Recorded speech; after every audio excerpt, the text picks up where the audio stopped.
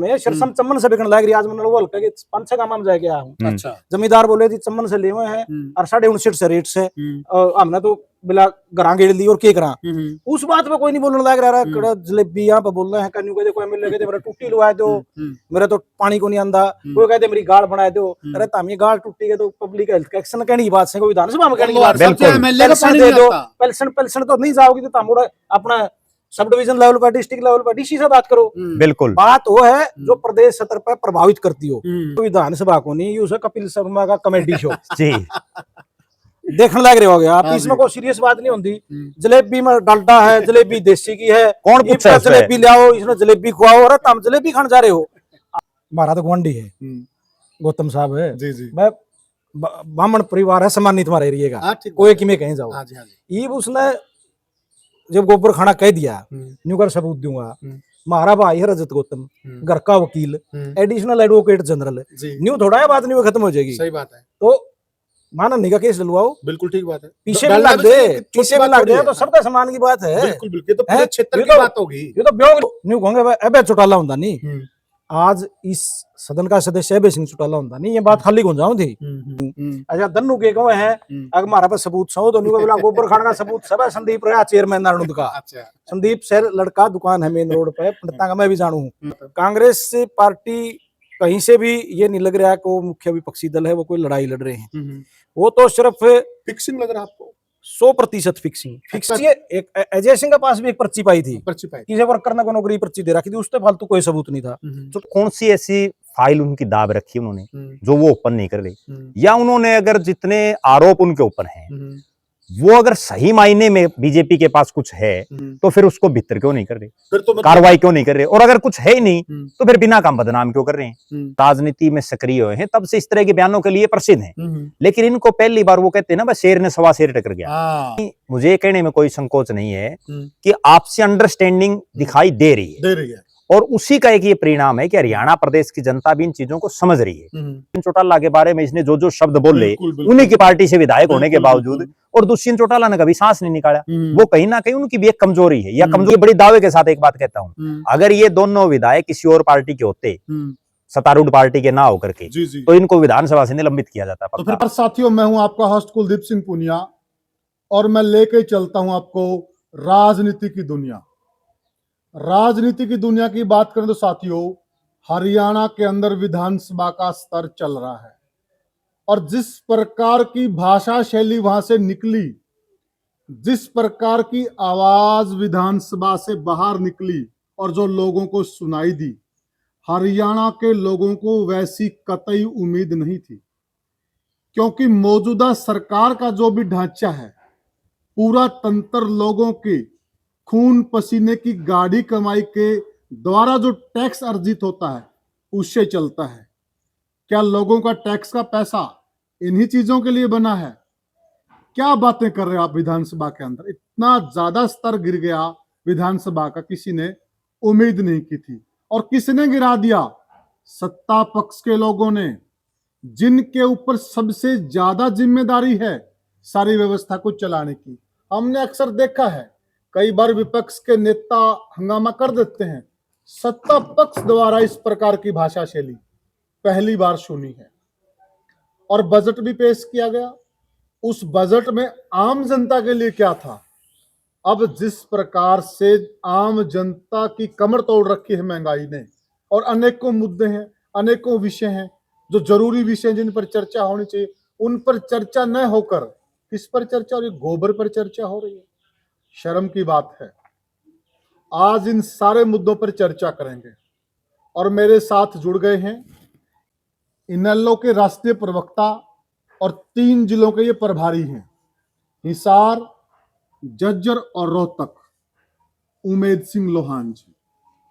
और साथ में हमारे साथ जुड़ गए हैं वरिष्ठ पत्रकार और राजनीतिक विश्लेषक प्रद्युमन जोशीला जी।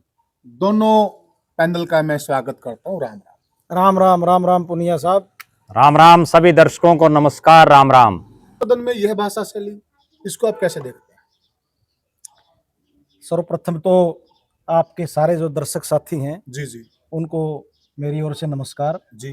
और आप दोनों को मैं बधाई देना चाहूंगा। जी जिस तरह जो भी ज्वलंत इशू होता है जी प्रदेश की राजनीति में, जी आप हर रोज जी जिस बेबाकी से अपनी बातें रखते हो, जी जी उसके लिए मैं आपको जी, बधाई भी देता हूँ जी और उम्मीद करता हूँ ये जोड़ी आप लोगों की बनी रहे। जी जी धन्यवाद। जहाँ तक सेशन की बात है, हाँ आपने जी, सेशन की बात जी करी, ये था तो बजट सेशन, हाँ जी हाँ, लेकिन हालात इसे हो गए बजट की तो बढ़िया चर्चा ही नहीं। बिल्कुल ठीक बात है। बजट तो गया बैकफुट पे, जी पर्दा का पीछे चला गया। हाँ जी हाँ जी। और जो बातें नहीं होनी चाहिए थी सदन में वो सारी होने लग रही हैं, और जो होनी चाहिए वो एक भी नहीं होने लग रही। और बातें भी लोहान साहब ऐसी है ना, वो सदन के स्तर की है ही नहीं। ऐसे लोग बदकिस्मती से लोगों के विधानसभा में पहुंच गए जी जी जिन्होंने उसकी सदन की मर्यादा का नहीं पता, जी जी अपना जो चयन लोगों ने उनका किया है, जी जी जी, उनको किस जगह पहुंचाया है, बिल्कुल सही बात, उस चीज का भी पता नहीं उन लोगों को। बिल्कुल ठीक बात है। और कुछ लोग तो लगातार 10-15 साल से इस चीज के लिए बदनाम है, इस हाउस की गरिमा को डाउन करने के लिए। जी बिल्कुल। जिस तरह आपने देखा होगा, आपने कहा भी, स्वयं भी कहा, जी जी अब सत्ता पक्ष के लोग लड़ रहे हैं, जबकि लड़ाई तो बजट एलोकेशन पे विपक्ष के साथ होनी चाहिए थी। हाँ, सत्ता पक्ष विपक्ष के- का मतलब आज कांग्रेस के इसका 37 MLA हैं। बिल्कुल ठीक बात है। कांग्रेस से पार्टी कहीं से भी ये नहीं लग रहा है कि वो मुख्य विपक्षी दल है, वो कोई लड़ाई लड़ रहे हैं। वो तो सिर्फ फिक्सिंग लग रहा है आपको? 100% फिक्सिंग की बात मैं बताता हूँ आपको। भाई प्रद्युमन जी भी लंबे समय से पत्रकार भी हैं, सब इन्होंने देखा है। चौटाला साहब का राज था, 2004 में केंद्र में सरकार आएगी कांग्रेस की जी, सीबीआई के छापे पड़ते हैं। छापा में कुछ नहीं विशेष, कुछ नहीं मिलता, जो रूटीन में अपना ग्राम मिले वो कागज फड़ू मिल गए भाई जी प्रॉपर्टी है। उसका बाद नौकरियां का इशू बना दिया, जेबीटी भर्ती घोटाला। उसका कोई सीधा कोई सबूत नहीं था चौटाला साहब के खिलाफ। बिल्कुल बिल्कुल। आप देखोगे डिसीजन में भी कहीं कोई पैसे का लेन देन नहीं है, लेकिन उन्होंने इसका इतना बाउंडर बना दिया चौटाला साहब के खिलाफ। और उस गवर्नमेंट में रहते हुए आपने देखा कि उनको सजा हुई जी जी बिल्कुल 10 साल की। बिल्कुल। आज इस विधानसभा में एक तो वर्तमान में भी एमएलए और हुड्डा साहब की टेन्योर में भी एमएलए रामकुमार गौतम, बिल्कुल ठीक बात है। वो कहता है मैं पर्ची दे के आया करदा सरकार में, बिल्कुल। और पर्चियां तो नौकरी लग गया कर दे। एक सत्ता पक्ष के एक और हैं सुनील सांगवान, उन्होंने आज बोला है। सुनील सांगवाल ने भी बोला है। सुनील सांगवाल ने तो अब बोला है, वो तो पिछले टेन्योर से बोलने लग वो गया है। बोल रहे हैं बिल्कुल। सुनील सांगवाल ने कहा मेरे पिताजी पर्ची लेके गए थे हुड्डा साहब के पास इंस्पेक्टर के लिए। इंस्पेक्टर के लिए। आगे सारी बात जो उसने कही वो है आपके रिकॉर्डिंग में, जब लंबी बात नहीं करता जी। उस पर मुख्यमंत्री भी कहो है फ्लूड लगा दिया, जो टॉपर था वो पीछे धकेल दिया, और जो इनके भतीजे थे रिश्तेदार थे वो ऊपर कर दिए। जब हाउस में तो आपने पता है कोई बात झूठी हो तो उसके लिए मोशन आ जाता है, सजा हो जाती है, बिल्कुल कार्रवाई से भी निकाली जाती है, और उसमें प्रावधान है सजा का प्रावधान है। जब उसमें इससे बड़ा तो कुछ नहीं।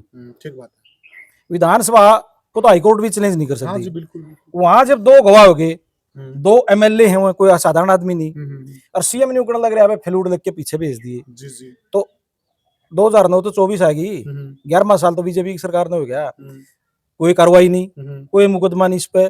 चौटाला साहब पर मुकदमा भी बन गया, चौटाला साहब को सजा भी होगी। और उसमें तो आप क्या मानते हैं कि जो एक पर्ची, एक अजय सिंह के पास भी एक पर्ची पाई थी, पर्ची पाई किसी वर्कर ने को नौकरी पर्ची दे रखी थी, उस पर फालतू कोई सबूत नहीं था। चौटाला साहब के पास के लिए अगेंस्ट कोई था ही नहीं।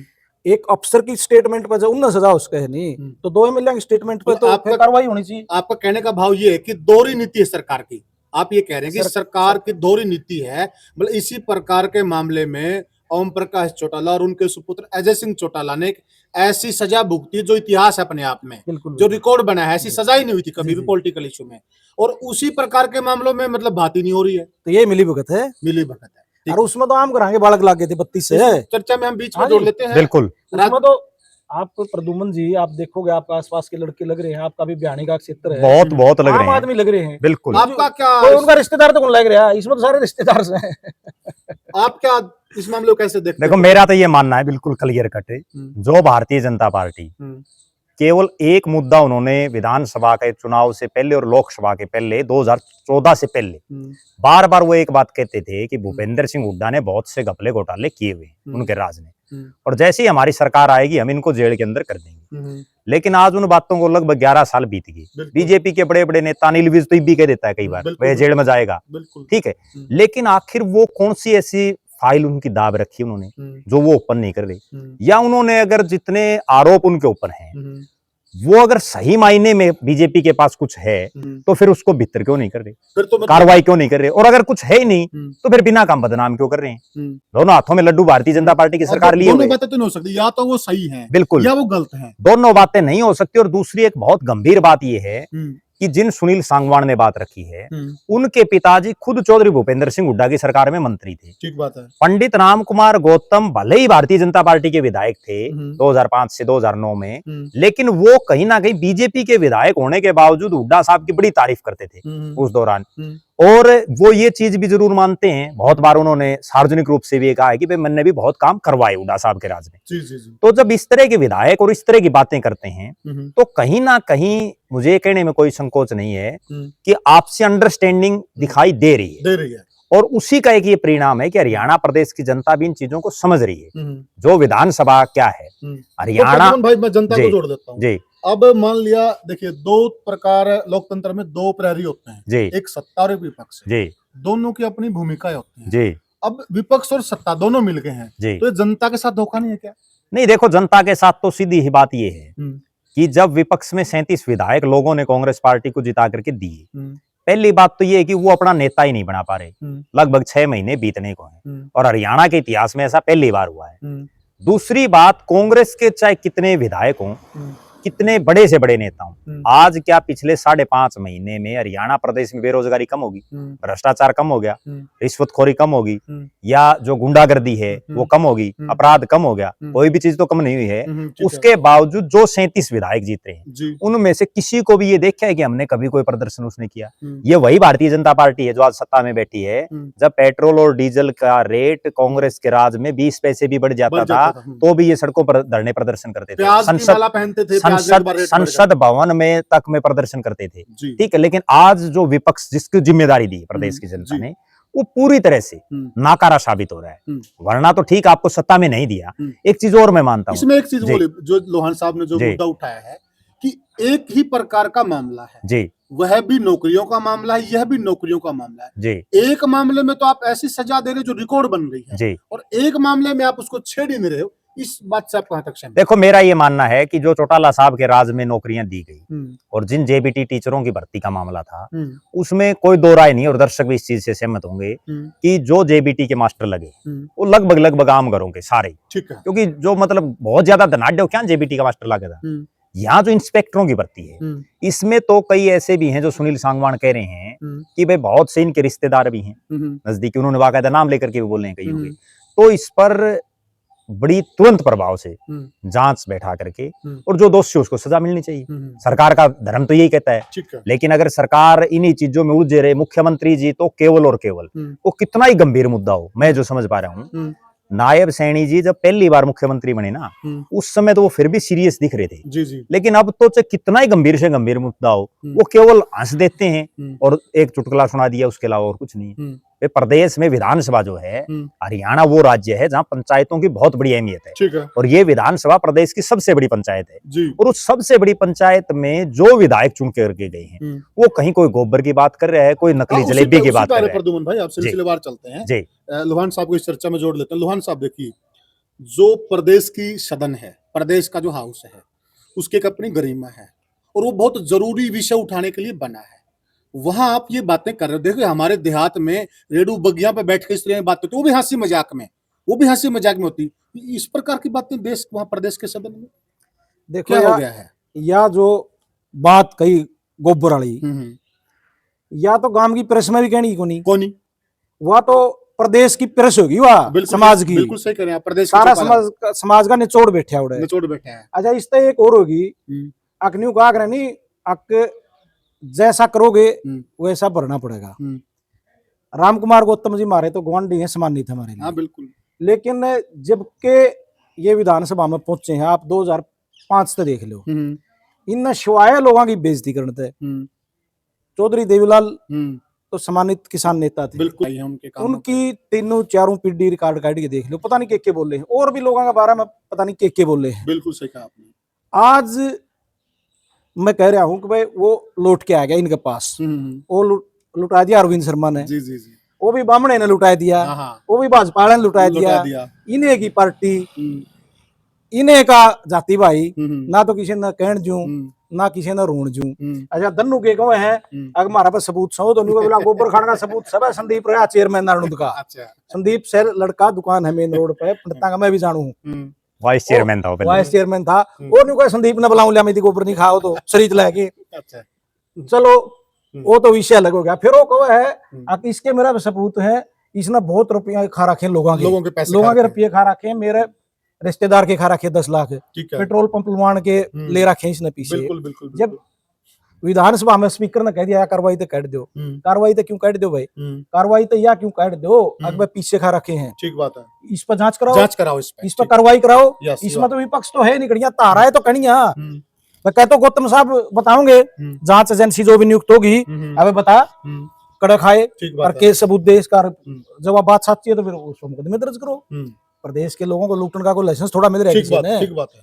तो इस चीज को भी दबा दिया सिर्फ इस बात पर, इसने कार्रवाई इसमें एक बड़ी, एक मिनट थोड़ा सा आप ये बताइए, जो लोहान साहब ने कहा है, कार्रवाई मात्र कार्रवाई से निकालने से जो लोगों की भावनाएं आहत हुई, जो गंभीर चार्ज हैं, जो गंभीर बात है, क्या वो मसला हल हो गया क्या?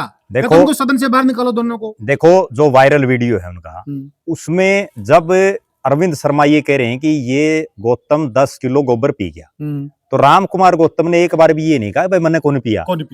कितनी गंभीर बात है, मना तो उसने कराया नहीं, भाई पिया ना पिया उसने बताया नहीं कुछ भी। बिल्कुल बिल्कुल। दूसरी तरफ जब वो ये कह रहा है भाई 10 लाख रुपए ले लिए, ये फ्रॉड है, ये बड़ा फ्रॉड ही आदमी है, तो वो भी ये चीज मना नहीं कर रहा कि भाई मैंने किसी के साथ कोई गलत नहीं किया। नहीं तो अगर कोई भी आदमी पाक साफ हो या ना भी हो पाक साफ, अगर किसी ने कुछ कर भी रखे है तो भी एक बार तो इतनी आसानी से कोई मानना ही कोई चीज किसी भी चीज ने।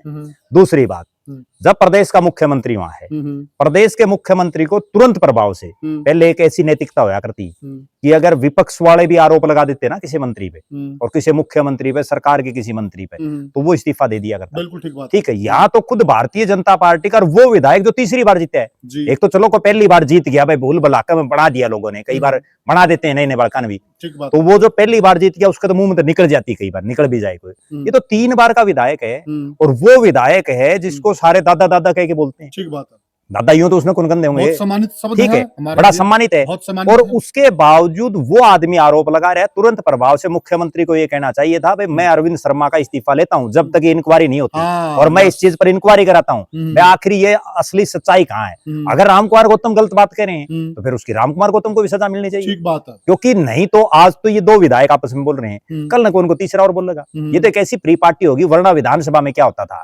विपक्ष के नेता तो बोलते थे अक्सर, और उनका बोलने का भी काम है, वो तो बोलेंगे जो विपक्ष में है, लेकिन यहाँ तो सत्ता पक्ष वाले बोल रहे हैं। बिल्कुल, ये तो अलग ही बात। और मैं तो यहाँ तक भी कहूंगा, जैसा अभी लोहान साहब ने भी कहा, ये राम कुमार गौतम तो आज से नहीं, ये जब से राजनीति में सक्रिय हुए हैं तब से इस तरह के बयानों के लिए प्रसिद्ध हैं। लेकिन इनको पहली बार वो कहते हैं ना बस शेर ने सवा शेर टकर गया, आज तक इनको तो कभी जवाब नहीं दिया। और मैं तो उन नेताओं की भी गलती मानता हूँ कि जिसने दुष्यंत चौटाला के बारे में इसने जो जो शब्द बोले, उन्हीं की पार्टी से विधायक होने के बावजूद, और दुष्यंत चौटाला ने कभी सांस नहीं निकाला, वो कहीं ना कहीं उनकी भी एक कमजोरी है, या कमजोरी भी कह सकते हैं हम, उनका बड़प्पन भी कह सकते हैं, लेकिन मैं कमजोरी मानता हूँ, क्योंकि अपनी पार्टी का विधायक है, और वो अगर इतना खुलेआम बोल रहे, ठीक है निकाल दो पार्टी से, क्या फर्क पड़े है। आज भी तो भाज गए सारे, जो 10 MLA थे 3 ही बचे, 7 भाज गए, सिर्फ दुष्यंत चौटाला को इस चीज का भय था कभी ये भाग गया हुए, तो वो आज भी भाज गई, आज क्या बच गया। तो लोहान साहब एक अपना ना गामा में एक बच्चे आ रहा है, मुंह ला दिया, तो यो गौतम साहब मुंह तो नहीं ला दिया था हमने, ये तंग कर रहे हैं बीजेपी। या तो बात प्रदुमन भाई कहने लग रहा है, अति भी हो किसी चीज की, लेकिन वो तो शेर का पट्टा हो तो बोलिया नहीं दुष्यंत तो। हाँ, मैं तो खुद कह रहा हूँ, कि मैं कह लिया बिल्कुल।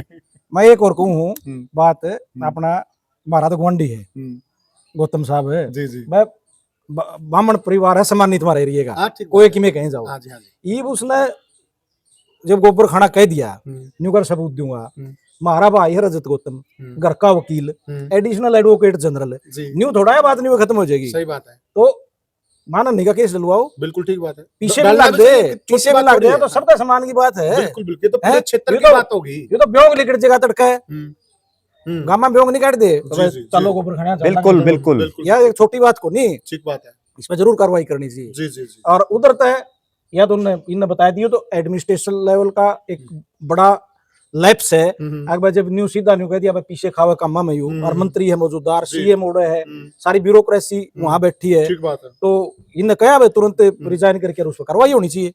विधानसभा वाली बात ये तो न्यू माना जो उनको बतलाओ इनकी बैठक में, ये अब तो- न्यू रफा दफा कर दी। बिल्कुल। बात है ना, जो सदन प्रदेश की जनता के खून पसीने की कमाई से चलता है, वो इन्हीं बातों के लिए थोड़ी है। बिल्कुल पूरी जनता ने वो चीजें देखी हैं, पब्लिक डोमेन में वो वीडियो हैं। आप कह दोगे इसको कार्रवाई से निकाल दिया, आप कार्रवाई से क्यों निकालते हैं? उस पर और गंभीर चर्चा करवाइए और आप उस पर जांच बिठाइए आप, और जांच में दूध का दूध पानी का पानी कीजिए, होना ये चाहिए। तो लोहान साहब देखिए ये भी सच्चाई है कि आज जो मौजूदा सरकार है वो अपनी मनमानी कर रही है, लेकिन ये मनमानी इसलिए तो कर रही है, विपक्ष कमजोर है, सरकार की इसमें क्या गलती है?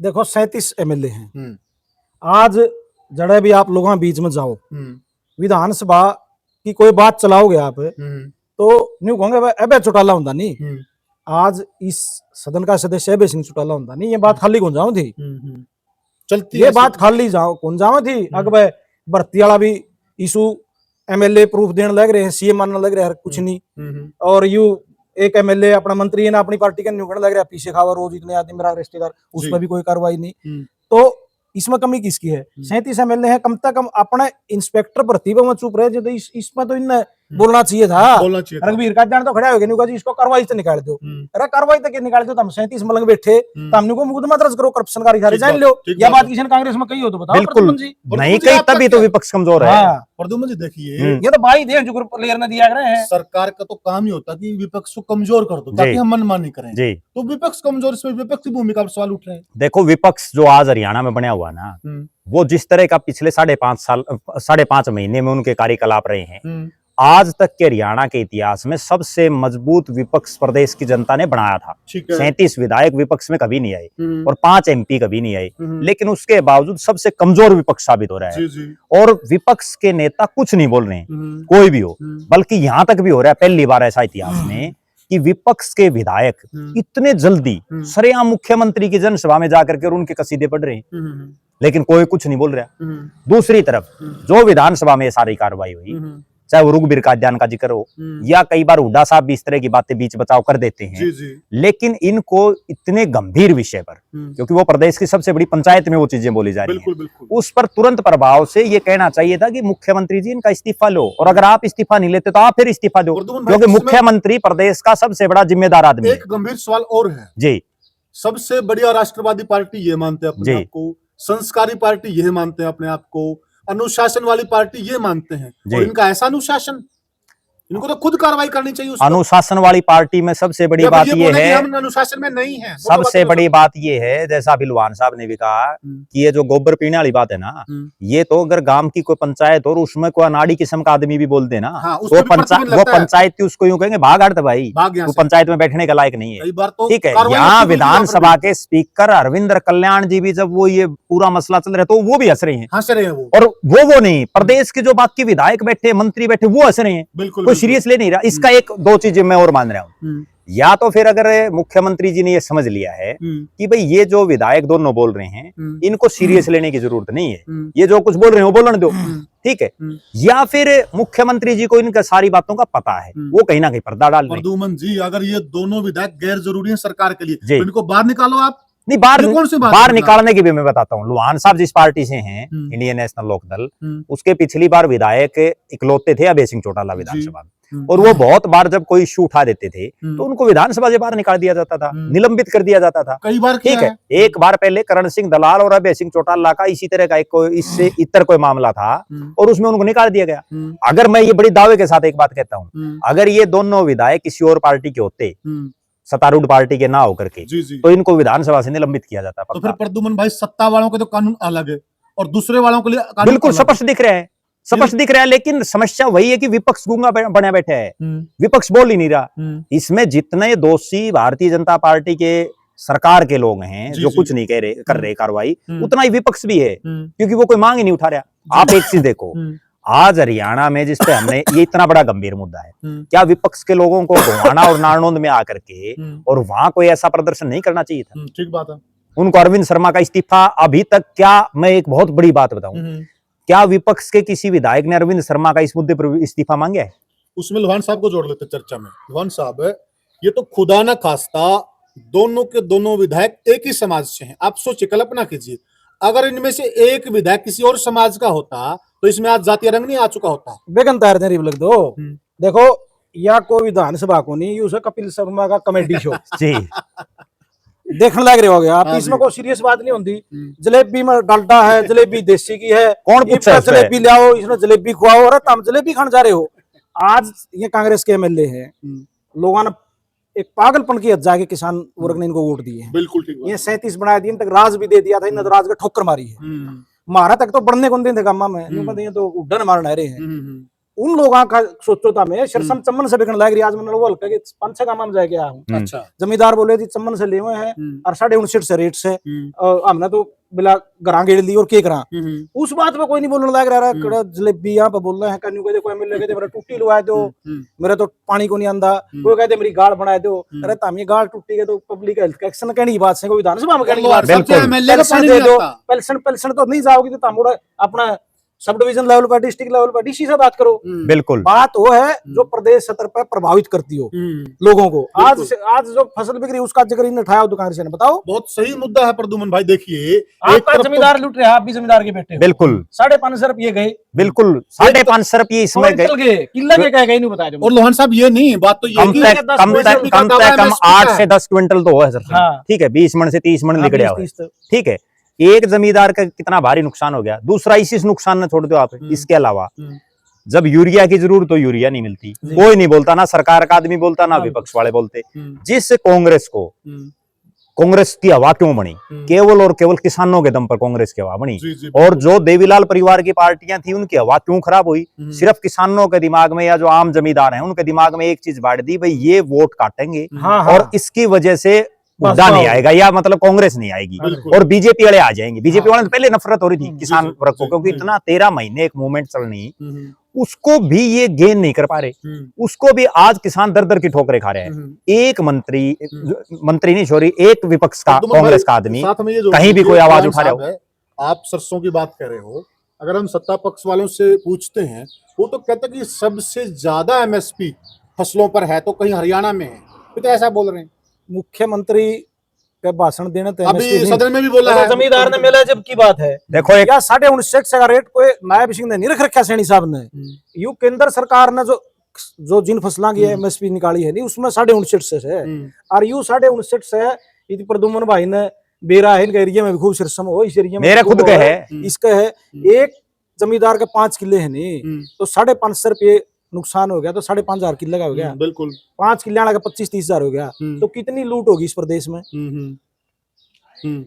तो फिर ये दावा किस प्रकार से करें? तो करें हमने एमएसपी दे दिया, आप करेंगे मंडियों का दौरा करके बिक ही नहीं रहा एमएसपी पे, घर घर जल हो गया। आपको कितने गांव इन ऐसे गणा रखे हैं जो मल मुक्त हैं, जहाँ बाहर लोग सोच नहीं करते। और आपने गाड़ा में शाम ने चक्कर मारियो कर गए, सवेरे मार लियो जल्दी। कितने नहर की पटड़ियां पर, रास्ते पर कितने बैठे पाएंगे। ये कह देंगे कटल फ्री कर दिया, इस हार भी कटल फ्री कराया था।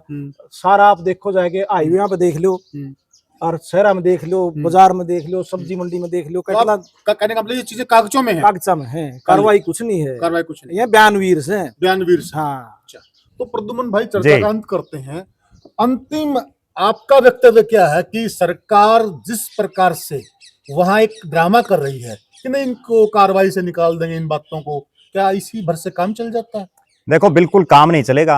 और मेरी तो प्रदेश की जनता से भी एक अनुरोध है कि आप उन नेताओं को वोट देने का काम करें जो वास्तव में डिजर्विंग कैंडिडेट हों, जो आपकी आवाज को प्रदेश की विधानसभा में उठा सकें। ना कि आप कोई आदमी किसी पार्टी की टिकट ले आया और उसमें अंधे होकर के किसी को भी जिता दें।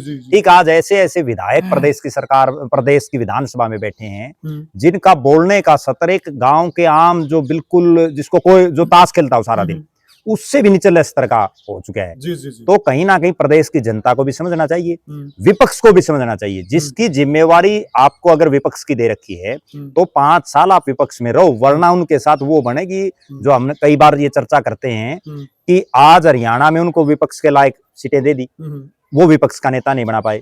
महाराष्ट्र में जनता ने ये सोचा जब हरियाणा में ये विपक्ष का नेता नहीं बना पाए तो इनको ऐसा काम कर दो जरूरत ही नहीं पड़े, ठीक है। फिर वो वहां कांग्रेस विधायक दल का नेता की बात आएगी, दिल्ली में उन्होंने ऐसा काम कर दिया अब इनका खाता है ना खोलो। तो कहीं ना कहीं वो हालात हरियाणा में बन सकते हैं, कोई बहुत लंबी चौड़ी कहानी नहीं है। तो इसलिए विपक्ष को विपक्ष का काम करना चाहिए और सत्ता पक्ष में बैठे नायब सिंह सैनी जी को ये समझना चाहिए कि केवल 48 एमएलए हैं आपके, आप कहीं ये समझें कि तीसरी बार आपका राज आ गया तो आप तो राजा बन गए हरियाणा के, ठीक है। 48 में बहुमत से सिर्फ 2 ही ऊपर हैं, और पिछली बार भी ये हुआ था कि 3 उपचुनाव हुए थे हरियाणा में, बिल्कुल बिल्कुल, और उन 3 उपचुनाव में हालात ये बनी थी कि 2 में सरकार हार गई थी। इस बार भी क्या पता कहीं हो जाए उपचुनाव, इस चीज की कोई तसल्ली थोड़ी है, क्या पता कौन एमएलए इस्तीफा दे दे। तो इसलिए नायब सिंह सैनी जी को भी प्रदेश की जनता का दिल जीतने की जरूरत है। बहुमत आ गया वो एक अलग बात है, आप लोगों के लिए जनहित के काम करें। जब तक सरकार लोगों ने चुनी है, लोगों ने आपको मैंडेट दिया है, और आप अगर जनता के लिए कुछ अच्छे काम नहीं करेंगे, हाँ ठीक है, मैं इसमें भी एक बात के लिए उनको बड़ी बधाई भी देता हूं नायब सिंह सैनी को कि उन्होंने जैसे अलग अलग मुख्यमंत्री, अलग अलग नेता कोई ना कोई काम इस तरह का कर जाता है। जैसे चौधरी देवीलाल ने एक काम करने की घोषणा की कि 100 रुपए बुढ़ापा पेंशन बनाने का काम किया, और वो बुढ़ापा पेंशन आज 3000 होगी, ठीक है। तो वो उन्होंने एक काम शुरू किया। नरेंद्र मोदी ने 2-2 हजार रुपए किसानों को एक शुरुआत करी कम से कम, ठीक है, वो कभी ना कभी बढ़ जाएंगे। मनोहर लाल खट्टर जी ने एक काम किया कि जो कुंवारे हैं उनकी पेंशन शुरू की। अब जो नायब सिंह सैनी ने इस बजट में सिर्फ एक ही चीज मेरे को जो लगी, भाई जो महिलाओं के लिए 2100 रुपए देने की घोषणा की है, वो भी जब खाते में आ जाएंगे, माने तो तब के, घोषणा तो पता नहीं कौन क्या कर देता है, भाई वो 2100 रुपए जब खाते में आने शुरू हो जाएंगे तो वो एकमात्र मैं ये मान रहा हूं कि इनका सही डिसीजन रहा। बाकी तो केवल और केवल ये विधानसभा का पूरा सत्र नस्ली नकली जलेबी और गोबर पीने और गोबर पिलाने तक ही सीमित रहा। जी तो साथियों, ये हमने चर्चा की जो आज मौजूदा प्रदेश के हालात हैं। सरकार का तो दावा है कि हम सबसे ज्यादा फसलें एमएसपी पर खरीद रहे हैं, परंतु धरातल की हकीकत कुछ और है। और कहीं न कहीं बीजेपी अपने आप को संस्कारी और अनुशासित पार्टी बोलती है, लेकिन जिस प्रकार की भाषा शैली और जिस प्रकार का व्यवहार वहां सदन के अंदर हुआ, वो दोनों चीजें अलग अलग हैं। और अगर सही में यह अनुशासित पार्टी है तो फिर वो चीज इनकी कार्रवाई में भी नजर आनी चाहिए। आप इस चर्चा में कहां तक सहमत हैं? और आपका कोई सवाल भी है कमेंट सेक्शन में जरूर कीजिएगा। कल हम पूरा बजट पर चर्चा करेंगे। आज हमारी चर्चा का मुख्य केंद्र यही था कि यह भाषा कतई बर्दाश्त नहीं होने वाली है। आप क्या मानते हैं? क्या यह भाषा आपको मंजूर है? अगर नहीं है तो आप कमेंट सेक्शन में अपना कमेंट जरूर लिखें, और फिर कल मिलेंगे आपसे किसी और मुद्दे पर। तब तक के लिए राम राम।